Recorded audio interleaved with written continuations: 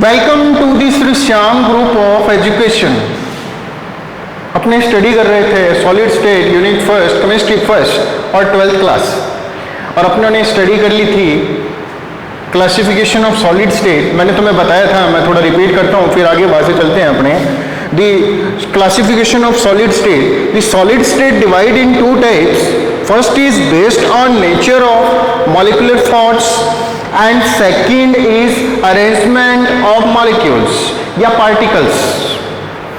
First जो molecular force था उसमें मैंने तुम्हें बताए थे 4 टाइप्स है। फर्स्ट अपनों ने मॉलिक्यूलर सॉलिड था जो अपने कर चुके हैं। सेकंड अपने पढ़ रहे हैं आज। सेकंड कौन सा पढ़ेंगे? Ionic solid.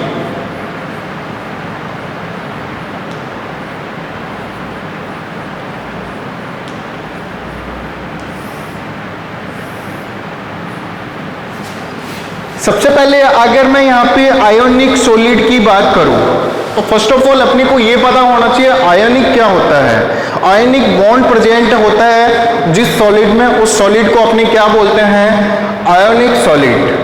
अब आयोनिक वर्ड आ जाए ना तो दिमाग में एक लाइन अपने आती है सीधे सीधे, कीटोन और एनाइन।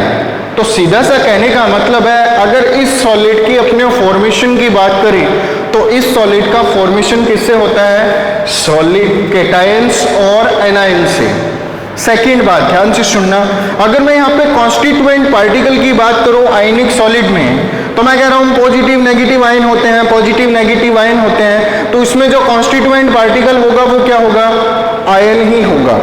आगे क्या बात समझ में? और जिसमें पॉजिटिव और नेगेटिव आयंस हो उसमें इलेक्ट्रोस्टैटिक फोर्स भी बहुत स्ट्रॉन्ग होता है। आगे क्या बात समझ में? कंपेयर देन अपनों ने कल स्टडी की थी मॉलिक्यूलर सॉलिड की। फोर्स अट्रैक्शन मोर देन होता है क्योंकि दोनों तरफ क्या है? अपोजिट आयन वाले हैं। आगे क्या बात समझ में? और दोनों के बीच में जो इलेक्ट्रोनेगेटिव का डिफरेंस है पॉजिटिव और नेगेटिव के बीच में वो भी मोर देन है। इसलिए अपने कह सकते हैं held together by strong electrostatic force। तो अपनों ने 3 पॉइंट यहाँ पे समझे हैं। फर्स्ट पॉइंट की मैं यहाँ पे बात करता हूँ। फर्स्ट पॉइंट क्या आ जाएगा? ध्यान से देखना। फर्स्ट पॉइंट अपने बात करते हैं आयनिक सॉलिड। एक तो यहाँ पे क्या है? these compound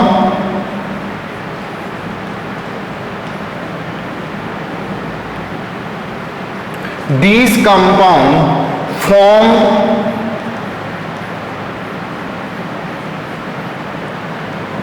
these compound formed from, हाँ भाई क्या लिखो यहाँ पे? formed from cation and anion। कहने का मतलब पॉजिटिव आयन और negative ion. these compound formed from cation and anion। Next क्या आ जाएगा? The constituent particle are, the constituent particle are क्या होगा भाई? इसमें कॉन्स्टिट्यूएंट पार्टिकल क्या होगा? मैंने तुम्हें कल बताया था कॉन्स्टिट्यूएंट पार्टिकल क्या हो सकता है? एटम हो सकता है, मॉलिक्यूल हो सकता है। अगर यहां पे बात करूं तो यहां पे क्या होगा? आयन। तो क्या आ जाएगा? The constituent particle are ion. बोलो भाई यहां तक समझ में आ गया? थर्ड देखो, अब क्या आ जाएगा? अब इसमें कॉन्स्टिट्यूएंट पार्टिकल क्या है? सारे आयन्स है। और अपने को पता है जो एक आयन होता है वो दूसरे आयन से क्या होगा? कौन से फोर्स से होगा? मैंने तुम्हें अभी जस्ट बताया था इलेक्ट्रोस्टैटिक फोर्स। तो क्या आ जाएगा? दी ion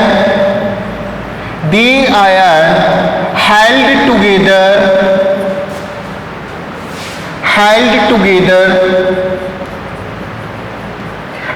together by electrostatic force।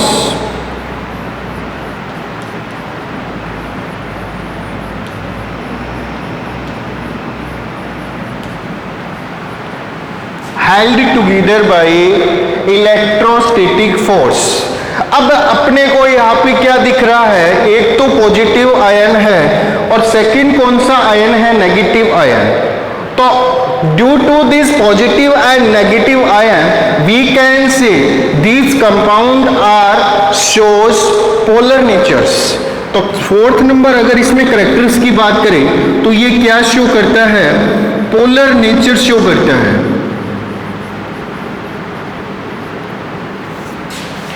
अब देखो we can say due to the polar nature we can say these compound are soluble in polar solvent।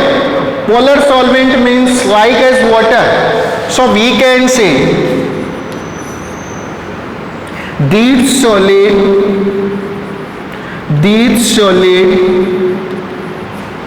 soluble in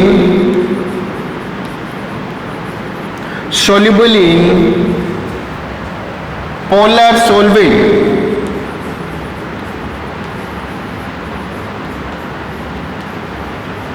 क्या हो जाएगा, polar solvent means like is water, like water.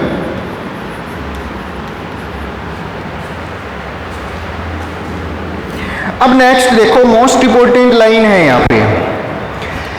अगर मैं इस आयनिक solid की conductivity की बात करूं तो अगर ये नॉर्मल सॉलिड स्टेज में है तो ये क्या होता है, बैड कंडक्टर होता है। तो we can say it's a bad conductor in solid form. अगर मैं इसको मोल्टन स्टेट में कन्वर्ट कर दूं सॉलिड को, या इसमें वाटर मिक्स कर दूं, तो इट्स ए गुड कंडक्टर। कहने का मतलब है सॉलिड फॉर्म में ये क्या है, बैड कंडक्टर। अगर इस सॉलिड फॉर्म को मैं किस में कन्वर्ट कर दूं, मोल्टन स्टेट में गला दूं इसको यहाँ पे, तो ये क्या है, गुड कंडक्टर। क्योंकि we know that in the molten state present free ion. कहने का मतलब मोल्टन स्टेट में ये जो आयन होंगे ना वो फ्री हो जाएंगे। Due to the free ion we can say the conductivity show of this compounds. तो कहने का मतलब है इट्स अ बैड कंडक्टर। क्या आ जाएगा, it's a bad conductor in solid form. आगे क्या बात समझ में, it's a bad conductor in solid form because do not have free ion. Bad conductor in solid form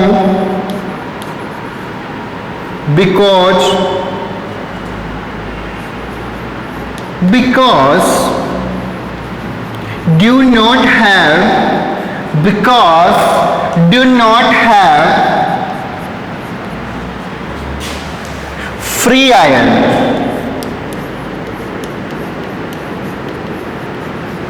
अपने को पता है अगर अपने सॉलिड की बात करें, आयनिक सॉलिड की, तो आयनिक सॉलिड में जो बॉन्ड होते हैं ध्यान से देखना, वो क्या होता है, एक तरफ पॉजिटिव होता है और दूसरी तरफ क्या आ जाएगा, नेगेटिव। दोनों मिक्स करेंगे, बॉन्ड कौन सा बनाएंगे, आयनिक बॉन्ड। आगे क्या बात समझ में, तो कहने का मतलब है अगर मैं यहां पे इसको मोल्टन स्टेट में कन्वर्ट कर दूं तो ये क्या हो जाएगा, गुड कंडक्टर। तो क्या आ जाएगा, it's become good conductor,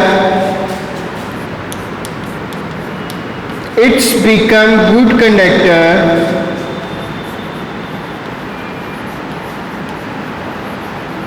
it's become good conductor in molten state.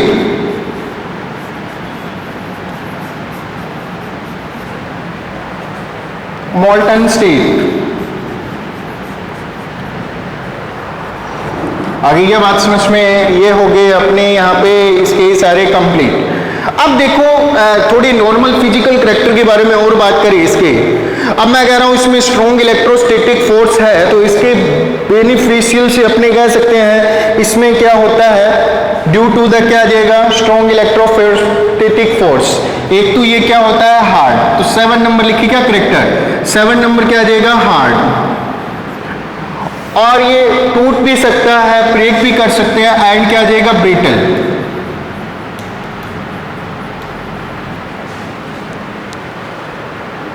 आगे क्या बात समझ में, हार्ड एंड और साथ में क्या होता है, ये ब्रिटल। Any problems. अब बात करते हैं एग्जांपल्स की। अगर मैं इसके एग्जांपल्स की बात करूं तो इसके जितने भी एग्जांपल है उनमें क्या होता है, क्रिस्टलाइन सॉलिड, अपनी टाइप पढ़ेंगे आगे। क्रिस्टलाइन सॉलिड क्या होता है, जिनकी जियोमेट्रिक फिक्स होती है, तो ये क्या है, क्रिस्टलाइन सॉलिड फॉर्म करते हैं। तो इसमें एग्जांपल एक बार तो सीधा करते हैं, फिर अपने क्या है नेक्स्ट अपने क्लासिफिकेशन करेंगे इसमें based on arrangement of particle, उसमें पढ़ेंगे क्रिस्टलाइन सॉलिड। तो आयनिक सॉलिड के एग्जांपल उसमें प्रेजेंट होते हैं। वैसे मैं एग्जांपल लिख देता हूँ यहाँ पे, क्या है जैसे NaCl, ये रिएक्शन की होगी 10th में, NaCl in mix with water in molten state. आगे क्या बात समझ में, मोल्टन स्टेट में ये क्या, इनके आयन क्या होते हैं, मूव करते हैं। तो अपने क्या आ जाएगा NaCl ZnS, और लिखे तो कैल्शियम फ्लोराइड CaF2, एक अपने मैंगो MgO मैग्नीशियम ऑक्साइड। आगे क्या बात समझ में।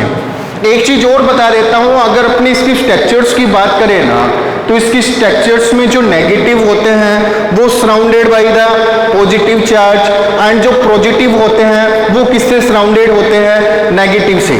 आगे क्या बात समझ में। तो इसका मतलब है पॉजिटिव वाले का इलेक्ट्रोस्टैटिक फोर्स किसके साथ लगता है, नेगेटिव वाले के साथ। जो नेगेटिव वाला है उसका जो इलेक्ट्रोस्टैटिक फोर्स है वो किसके साथ लगता है, पॉजिटिव वाले के साथ। आगे क्या बात समझ में, ये अपने कंप्लीट हो गया आयनिक सॉलिड। सबसे पहले बात क्या आ जाएगी, ये एनायन होते हैं, केटायन होते हैं। दूसरी क्या आ जाएगी, इसमें जो कॉन्स्टिट्यूएंट पार्टिकल होता है वो क्या होता है, कॉन्स्टिट्यूएंट पार्टिकल आर आयंस।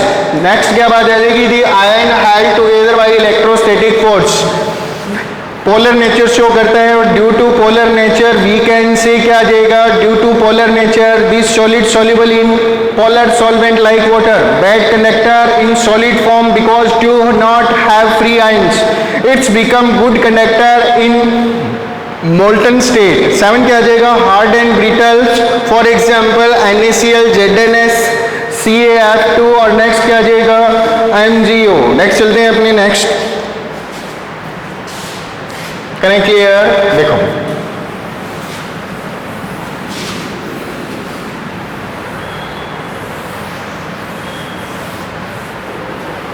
हाँ, थर्ड कौन सा लिखा था कल मैंने, कल क्लासिफिकेशन बताया था मैंने, बताओ थर्ड कौन सा लिखा था आप लोगों ने।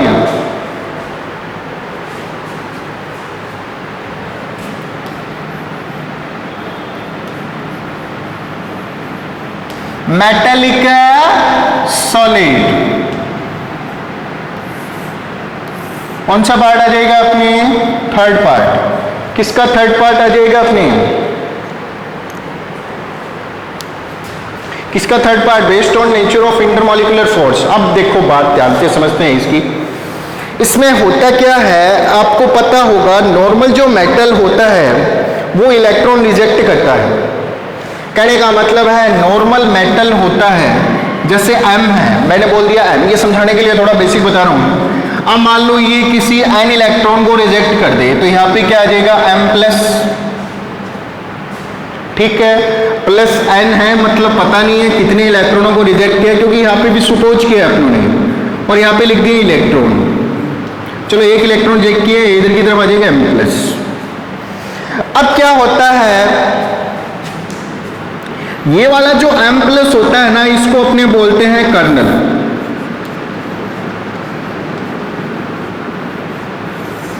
हिंदी में कर्नेल वगैरह भी बोलते हैं, कर्नल। आगे क्या बात समझ में, ये वाला जो इलेक्ट्रॉन होता है ना, इसको बोलते हैं कोर इलेक्ट्रॉन।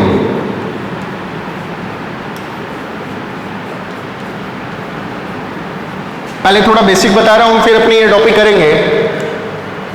ये जो कर्नेल है यहाँ पे, और ये वाले इलेक्ट्रॉन है कोर इलेक्ट्रॉन। ये वाले जो कोर इलेक्ट्रॉन हैं, ये लोसिस इलेक्ट्रॉन हैं, इनके एक नाम और है, इसका बहुत सारे नाम है, ब्रैकेट में लिख रहा हूं। इसको आप मोबाइल इलेक्ट्रॉन भी कहते हैं, कोर इलेक्ट्रॉन को।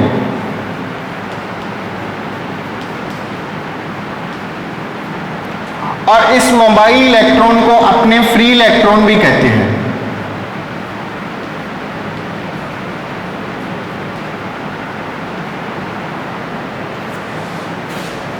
मोबाइल इलेक्ट्रॉन और क्या आ जाएगा, फ्री इलेक्ट्रॉन। एनी प्रॉब्लम्स, तो क्या आ जाएगा, अपने पास मेटल है, मेटल इलेक्ट्रॉन का रिजेक्शन करती है, रिजेक्शन करेगी तो जो इलेक्ट्रॉन होगा उसको अपने क्या बोलेंगे, कोर इलेक्ट्रॉन, और ये हो जाएगा कर्नल। आगे क्या बात समझ में। अब देखो थोड़ा सा, अब मान लो ये मेटल है, इधर से ये क्या हो जाएंगे कर्नल। मैं अगर पूछूं तो कर्नल होता क्या है वो देखो, किसको बोलते हैं। एक तो इनर सेल इलेक्ट्रॉन, थोड़ा सा बता देता हूं होता क्या है।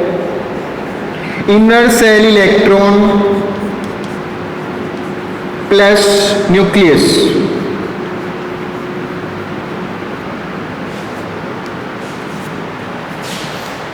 और ये क्या हो जाएंगे इलेक्ट्रॉन, कोर इलेक्ट्रॉन कौन सी हो जाएंगे, आउटर सेल इलेक्ट्रॉन। तो कहने का मतलब ये क्या है, किसी भी मेटल्स में क्या होते हैं, इधर की तरफ होते हैं कर्नेल, और इसके आउटर में क्या होते हैं नॉर्मल इलेक्ट्रॉन, जिसको अपने क्या बोलते हैं कोर इलेक्ट्रॉन। इस एम है, इसके हो जाएंगे ये कोर इलेक्ट्रॉन्स।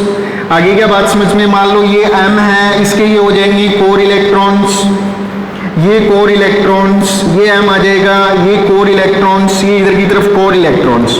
तो इस प्रकार अपने बनाते हैं ना, तो अपने को इलेक्ट्रॉन है ना एक सी की तरह दिखाई देता है, समुद्र की तरह। आगे क्या बात समझ में, और बीच में ऐसे लगता है मेटल क्या है, आइस ट्यूब्स है। कई बार देखा होगा तुमने, समुद्र है, समुद्र के बीच में जो छोटी छोटी आइस ट्यूब होती है, आइस ट्यूब मान लो यहाँ पे मेटल है, और ये पूरा इलेक्ट्रॉन क्या है, ये समुद्र है, उसके बीच में छोटे छोटे आइस ट्यूब क्या है, ये मेटल है। तो क्या हो गया, इस तरह से रहते हैं इसमें ये इलेक्ट्रॉन, तो क्या है सी ऑफ इलेक्ट्रॉन, लाइक है सी ऑफ इलेक्ट्रॉन, और ये मेटल क्या हो जाएंगे, इसके ऊपर पड़े रहते हैं सी के। इस प्रकार क्या है, इनमें एक फोर्स लगता है, ये एक टाइप का इलेक्ट्रोस्टैटिक फोर्स है। अगर मैं यहाँ पे बात करूं किस किस के बीच में लगता है इलेक्ट्रोस्टैटिक फोर्स, मतलब ये एक टाइप का ऐसा सॉलिड है जिसमें सीधे मेटल होती है।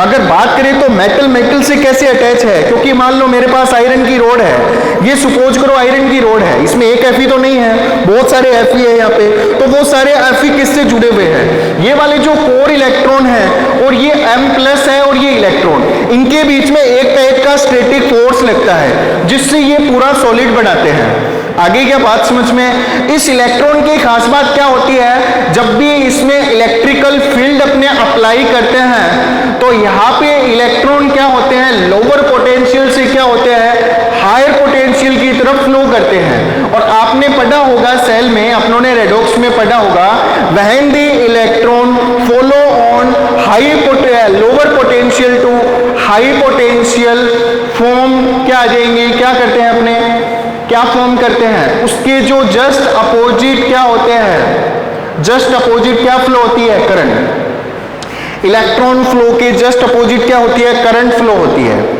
आगे क्या बात समझ में यहाँ पे, तो जब भी इसमें इलेक्ट्रिकल फील्ड अप्लाई करते हैं, तो ये इलेक्ट्रॉन लोअर पोटेंशियल से क्या होते हैं, हाई पोटेंशियल की तरफ फ्लो करते हैं, और जिधर की तरफ ये इलेक्ट्रॉन फ्लो करते हैं उसके जस्ट अपोजिट क्या होते हैं, इलेक्ट्रिकल फ्लो होता है। आगे क्या बात समझ में, एनी प्रॉब्लम्स। तो कहने का मतलब अगर मैं ये लाइन बोल रहा हूं इलेक्ट्रॉन का फ्लो होता है, इसका मतलब ये इलेक्ट्रॉन क्या होते हैं, फ्री होते हैं, और इसका मतलब क्या है, it's not a bad conductor, it's a good conductor. तो यहां से अपने को दो कैरेक्टर पता लगता है, एक तो क्या है ये गुड कंडक्टर है, दूसरी क्या खास बात होती है, इसमें इलेक्ट्रिकल फील्ड अप्लाई करने पर ये क्या होता है, इलेक्ट्रॉन का फ्लो होता है। तीसरी अपने इसमें मोस्ट इंपॉर्टेंट बात क्या आ जाएगी, ध्यान से देखना, इसमें जो कलेक्शन ऑफ पोजीशन होती है वो कैसी होती है, ये यहाँ पे मेटल होते हैं, आगे क्या कर्नेल, उसके जो डिस्पर्स होते हैं वो सारे क्या होते हैं, इलेक्ट्रॉन्स। तो अपने बात करते हैं यहाँ पे सबसे इसके पहले पॉइंट की, ये क्लियर कर दूं, ये समझ में आ गया होगा आपको।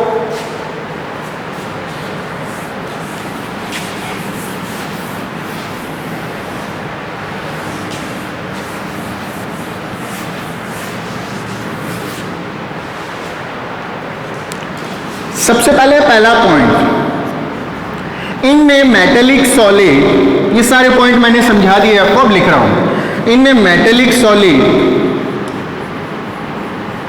इनमें metallic solid the constituent particle are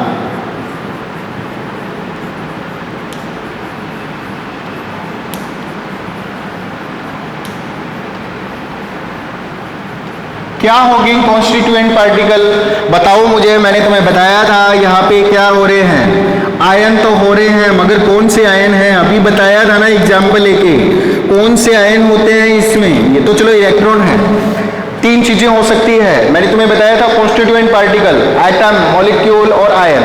मुझे यहाँ पे बताओ कौन से आयन होते हैं यहाँ पे, पॉजिटिव आयन। तो क्या आ जाएगा, in a metallic solid the constituent particle are, क्या हो जाएगा, पॉजिटिव आयन।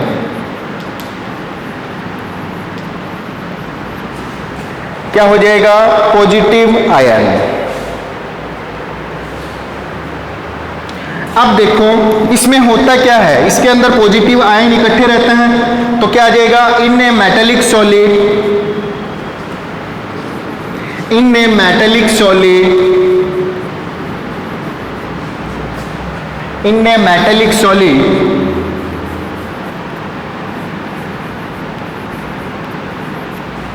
collection of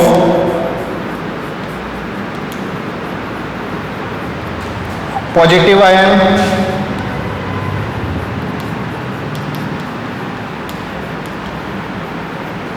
अब पॉजिटिव आयन का कलेक्शन होता है और मैंने तुम्हें बताया था इसमें क्या रहते हैं, which are dispersed in sea of free electron,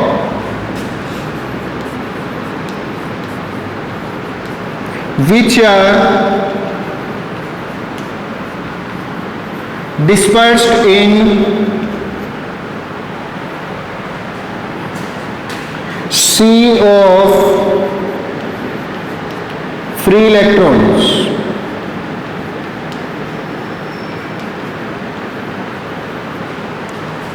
क्या आ जाएगा, सी ऑफ फ्री इलेक्ट्रॉन्स।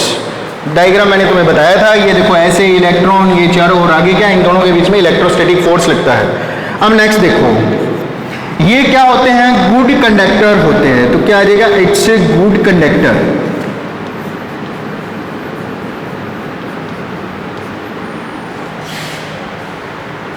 क्या आ जाएगा, इट्स ए गुड कंडक्टर। अब देखो नेक्स्ट, जब इसमें इलेक्ट्रिकल फील्ड अप्लाई करते हैं तो क्या आ जाएगा, when electrical field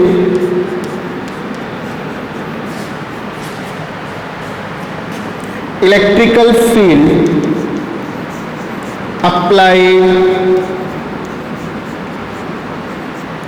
in solid,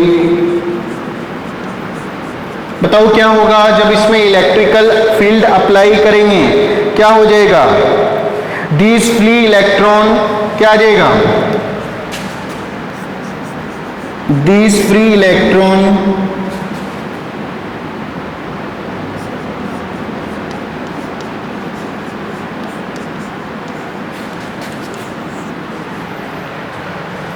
flow from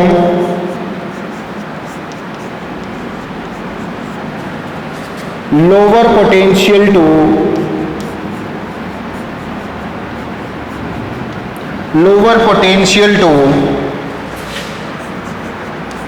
high potential।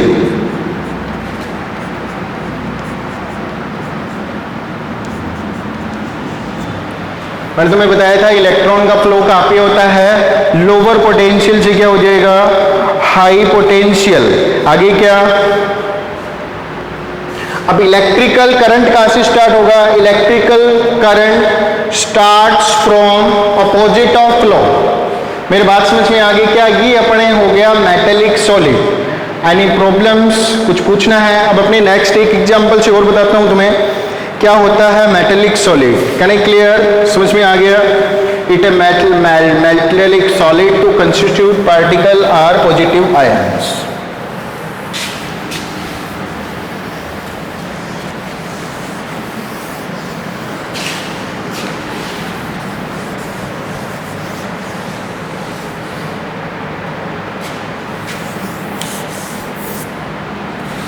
देखो जैसे आयरन है अपनी,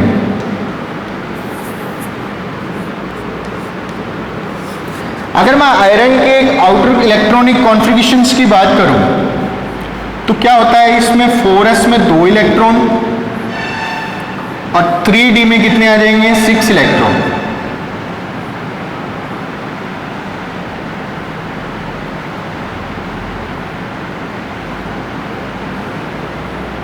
आगे बात समझ में क्या हो जाएगा, 1 2 3 4 5 और इधर की तरफ आ जाएंगे 6।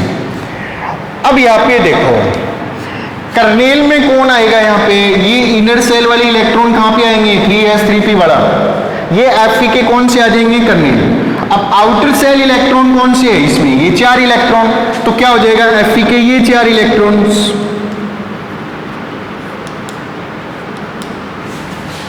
अब कहने की बात है क्या इतनी सी स्टेज में एक आयरन प्रेजेंट होता है, नहीं भी, इसमें ट्रिलियन या मिलियन आयरन प्रेजेंट होते हैं। ऐसे नहीं मैंने बोर्ड पे एक लिख दिया तो एक आयरन प्रेजेंट होता है, उसके 4 आउटर सेल इलेक्ट्रॉन हो गए। इतनी सी स्टेज में ट्रिलियन आयरन एटम्स होते हैं। तो मैं यहाँ पे बात करूं एक Fe और लिख लूंगा, 4 इलेक्ट्रॉन हो जाएंगे इसके आउटर सेल में। आगे क्या बात समझ में, ये वाले हो गए कोर इलेक्ट्रॉन और ये बीच में क्या हो जाएगा Fe कर्नेल। आगे इधर की तरफ आ जाएगा Fe, एक इलेक्ट्रॉन इधर की तरफ, इधर की तरफ, इधर की तरफ और इधर की तरफ। इधर से मैं एक और बना देता हूँ Fe इधर की तरफ, ये समझाने के लिए बनाया है, अपने को एग्जाम में नहीं बनाना है, एग्जाम में सीधा थ्योरी है। आगे बात समझ में, ये इधर की तरफ हो जाएगा Fe, इधर की तरफ इलेक्ट्रॉन, इधर की तरफ इलेक्ट्रॉन, इधर की तरफ इलेक्ट्रॉन और इधर की तरफ, फिर आ जाएगा Fe, इधर की तरफ इलेक्ट्रॉन, इधर की तरफ इलेक्ट्रॉन, इधर की तरफ इलेक्ट्रॉन। तो इस प्रकार ये क्या होते हैं, इलेक्ट्रॉन क्या होते हैं, एक समुद्र की तरह फैले रहते हैं। और इस समुद्र में क्या होता है, मतलब सी में ये Fe ऐसे आइस ट्यूब की तरह समुद्र में रहते हैं। तो अब इसमें इलेक्ट्रोस्टैटिक फोर्स लगता कहां से है, देखो ये वाला जो इलेक्ट्रॉन है इधर की तरफ देखो, और ये वाला जो Fe है, या इस वाले इलेक्ट्रॉन का इस वाले Fe के साथ, आगे क्या, और ये वाले इलेक्ट्रॉन का इस वाले Fe के साथ इलेक्ट्रोस्टैटिक फोर्स लगता है। और ड्यू टू इलेक्ट्रोस्टैटिक फोर्स कौन सा सॉलिड बनते हैं यहाँ पे, मेटेलिक सॉलिड। यहाँ तक बताओ, एक एग्जांपल लेके बता दिया ताकि आपको समझ में आ जाए। तो ये वाले जो इलेक्ट्रॉन होंगे वो कोर इलेक्ट्रॉन, और ये इनर सेल वाले सब आ जाएंगे इसमें, 3p 2p 1s 2s। आगे क्या बात समझ में, ये सारे कौन से हो जाएंगे, ये कर्नेल इलेक्ट्रॉन। आगे क्या बात समझ में, एनी प्रॉब्लम्स। अब अपने नेक्स्ट बात करेंगे कोवेलेंट सॉलिड की। कोवेलेंट सॉलिड तो तुम्हें आ ही गया होगा समझ में, क्योंकि मैंने तुम्हें बताया था कल मॉलिक्यूलर सॉलिड उससे भी मिलता जुलता है, मगर इसमें एक इंटरेस्टेड स्ट्रक्चर लेंगे अपनी 11th क्लास वाली, ग्रेफाइट और डायमंड के बारे में भी बात करेंगे, कोई ज़्यादा डिटेल से बात नहीं करेंगे। रही बात आयनिक सॉलिड के स्ट्रक्चर्स की, तो अपने सोडियम क्लोराइड की क्रिस्टलाइन स्ट्रक्चर बनाएंगे नेक्स्ट टॉपिक में, यूनिट सेल करेंगे, उसमें बना के दिखाऊंगा मैं तुम्हें। तो उसके बाद में अपने करेंगे ये चैप्टर, लास्ट में कंडक्टिविटी के बारे में भी बात करेंगे, मैग्नेटिक फील्ड के बारे में भी बात करेंगे थोड़ा बहुत। तो इस टाइप में इसका बेसिक क्लियर होता जाएगा जितने भी पॉइंट अपनों ने लिए हैं इस चैप्टर में। Okay bye, stay safe and stay home.